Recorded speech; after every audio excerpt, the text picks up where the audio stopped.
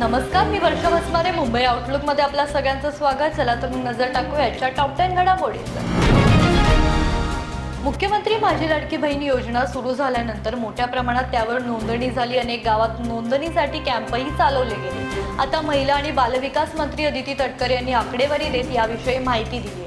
मुख्यमंत्री माझी लाडकी बहीण योजनेत आतापर्यंत 1,45,76,71,091 महिलांनी योजनेसाठी नोंदणी केल्याची माहिती राज्याच्या महिला आणि बालविकास मंत्री अदिती तटकरे यांनी दिली आहे. देवेंद्र फडणवीस यांना 25 लाख महिला राखी पाठवणार आहेत. महिला मोर्चाच्या माध्यमातून हे काम केले जाणार आहे. देवेंद्र फडणवीस यांनी भावाप्रमाणे महाराष्ट्रातील आणि महाराष्ट्राच्या महिलांसाठी काम केलं. रक्षाबंधनला लाडकी बहीण योजनेचे हप्ते खात्यावर जमा होणार आहेत. मुख्यमंत्री एकनाथ शिंदे आणि उपमुख्यमंत्री देवेंद्र फडणवीस आणि अजित पवार यांना देखील राख्या पाठवल्या जाणार आहेत.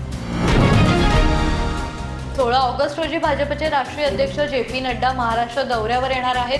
सातारा लोकसभा मतदारसंघातील कराड दक्षिण विधानसभा मतदारसंघाचे भाजपचे नेते अतुल भोसले यांच्या मतदारसंघात भव्य जनसंवाद मेळावा सादर होणार आहे. या भव्य कार्यक्रमासाठी उपमुख्यमंत्री देवेंद्र फडणवीस, सातारा जिल्ह्याचे पालकमंत्री शंभूराज देसाई यांच्यासह इतर महायुतीचे महत्त्वाचे नेते उपस्थित राहणार आहेत.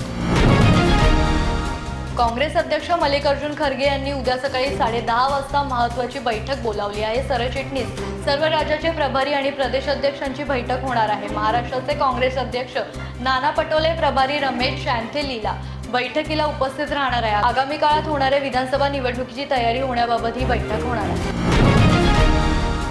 मराठा आंदोलक मनोज जरांगे पाटील यांनी एक मोठी घोषणा केली आहे. आगामी विधानसभा निवडणुकीसाठी राज्यातील विधानसभेच्या 288 जागांवर उमेदवार उभे करणार असल्याचं मनोज जरांगे यांनी सांगितलं. गेल्या काही दिवसांपासून मार्केट आणि बाजारामध्ये भाजीपाल्याची आवक घटली होती. त्यामुळे दरात मोठी वाढ झाली होती. नागरिकांना यामुळे हात आखडता घ्यावा लागत होता. मात्र यात भाजीपाल्याची आवक वाढल्यामुळे दरात मोठी घट झाली आहे. टोमॅटो, मिरची, भेंडी, पालक, लिंबू आणि मेथीचे भाव स्वस्त झाल्याने भाजीपाला खरेदी करण्यासाठी नागरिकांची मोठी गर्दी दिसून येते. दरम्यान भाजीपाल्याचे दर कमी झाल्यामुळे सामान्य नागरिकांना काहीसा दिलासा मिळाला आहे. मनसे अध्यक्ष राज ठाकरेंनी शरद पवार आणि उद्धव ठाकरे यांच्यावर सडकून टीका केली आहे. जातीबद्दल द्वेष निर्माण करणं हे पवारांनी राष्ट्रवादीची स्थापना केली तेव्हापासून सुरू केलंय. हे जरांगे पाटलांच्या आडून राजकारण करतायत. माझ्या नादी लागू नका असा इशारा त्यांनी दिला होता. त्यावर आता आमदार रोहित पाटील यांनी भाष्य केलंय. ठाकरेंमध्ये हिंमत असेल तर त्यांनी देवेंद्र फडणवीस यांच्या विरोधात बोलावं असं रोहित पवार म्हणाले. यूपीएससीने उमेदवारी रद्द केलेल्या प्रशिक्षणार्थी IAS अधिकारी पूजा खेडकर यांना दिल्ली उच्च न्यायालयाकडून मोठा दिलासा मिळालाय. यूपीएससीने दाखल केलेल्या तक्रारीनंतर दिल्ली पोलिसांकडून पूजा खेडकर यांना अटक केली जाणार होती. या अटकेला पूजा खेडकर यांनी दिल्ली उच्च न्यायालयात आवाहन दिले होते. यावर आज सुनावणी पार पडली असून पूजा खेडकर यांना 21 ऑगस्ट पर्यंत अटक न करण्याचे आदेश उच्च न्यायालयाने दिले आहेत.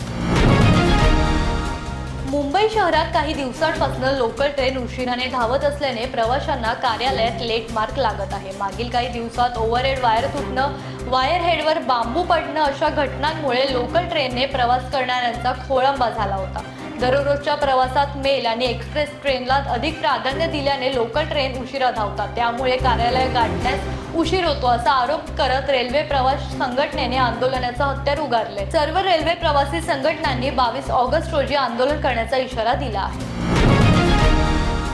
राज्य सरकारी कर्मचारी येते 29 ऑगस्ट पासून आपल्या विविध मागण्यांसाठी संपाचं हत्यार उगारणार आहेत. राज्य सरकारी कर्मचारी संघटना कृती समितीच्या बैठकीत याबाबत निर्णय घेण्यात आला. राज्यातील जवळपास 17 लाख कर्मचारी आपल्या मागण्यांसाठी संपावर जाणार आहेत.